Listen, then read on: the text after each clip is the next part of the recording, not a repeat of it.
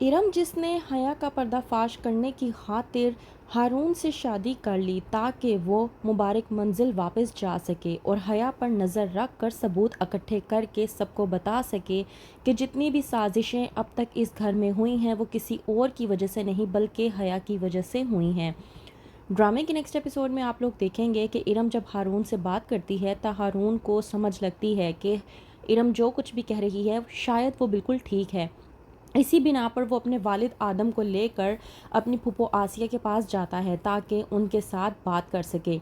इस बात पर इरम कहती है अपने आदम मामू से कि मैं आपसे सिर्फ इतनी बात करना चाहती हूँ कि मैं आपको ये बात बता दूँ कि हया के आने से पहले ऐसा कुछ भी नहीं था, लेकिन जब से हया इस घर में आई है हमारे घर के तो तौर तरीके और दिलों में नफ़रतें पैदा शुरू हो चुकी हैं। अब आप खुद देखें कि रूहान अपने बड़े भाई अफ़ाक के साथ कभी इस तरह से बात तक नहीं कर सकता था, और आज वही रूहान अपने बड़े भाई अफ़ाक के आगे आके खड़ा हो चुका है और उनके साथ लड़ने को भी तैयार है। आदम कहता है इरम से कि तुम कहना क्या चाहती हो कि इन तमाम तर साजिशों के पीछे कौन है। कहती है इरम कि अभी मैं अगर आपको बता भी दूंगी तो आपको मेरी बात पर यकीन नहीं आएगा। मेरे पास अगर सबूत होते तो क्या मैं अपने खिलाफ की गई साजिश को गलत ना साबित कर देती। मेरे पास सबूत नहीं थे इसलिए मैं अपना मुकदमा हार गई, लेकिन अब मैं खुद सबूत इकट्ठे करके सबको दिखाना चाहती हूँ और सबको बताना चाहती हूँ कि इन तमाम तर साजिशों के पीछे कौन है। आदम जो कि इरम से कहता है कि ठीक है मैं मान लेता हूँ तुम्हारी बात, लेकिन तुम मुझे इतना बताओ कि तुम ये सब कुछ करोगी कैसे। इरम जब आदम को बताती है कि उस घर जाकर वो ये सब कुछ करेगी तो आदम परेशान हो जाता है कि आखिरकार ऐसा कैसे हो सकता है। इस बिना पर सिर्फ एक ही हल निकलता है कि हारून और इरम की शादी कर दी जाए। वहीं पर दूसरी तरफ मुबारक मस्तूर बैठी होती है हया के साथ गपशप कर रही होती है कि अचानक से हारून और इरम को देखकर हारून पर मुबारक मस्तूर भड़क पड़ती है और कहती है कि तुम्हारी हिम्मत कैसे हुई इस लड़की को अपने हाथों में हाथ डालकर इस घर में वापस लाने की। अभी के अभी इसको इसके घर वापस छोड़ कर आओ। हारून जो कि मुबारक मस्तूर से कहता है कि ये अब यहाँ से कभी भी वापस नहीं जाएगी। इस बात पर मुबारक मस्तूर समझ नहीं पाती कि हारून आखिरकार क्या कहना चाह रहा है।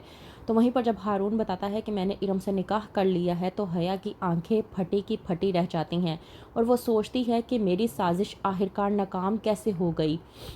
इस बात पर मुबारक मस्तूर आदम पर भड़कता है और कहता है कि तुम्हें मालूम नहीं था कि ये किस किरदार की लड़की है, उसके बावजूद तुमने इसके साथ निकाह कैसे कर लिया। आदम जो कि मुबारक मस्तूर को समझाता है और कहता है कि भाभी जान, हारून ये बातें जानता था, उसके बावजूद उसने इरम से निकाह करने की ख्वाहिश जाहिर की तो मैं कुछ नहीं कर पाया। मुबारक मस्तूर आदम की ये बात सुनने के बाद बेइंतहा गुस्से में आ जाती है। वहीं पर रूहान जो कि कहता है हारून से कि तुमने क्या सोचकर इरम से निकाह किया, मैं तो तुम्हें समझ नहीं पा रहा।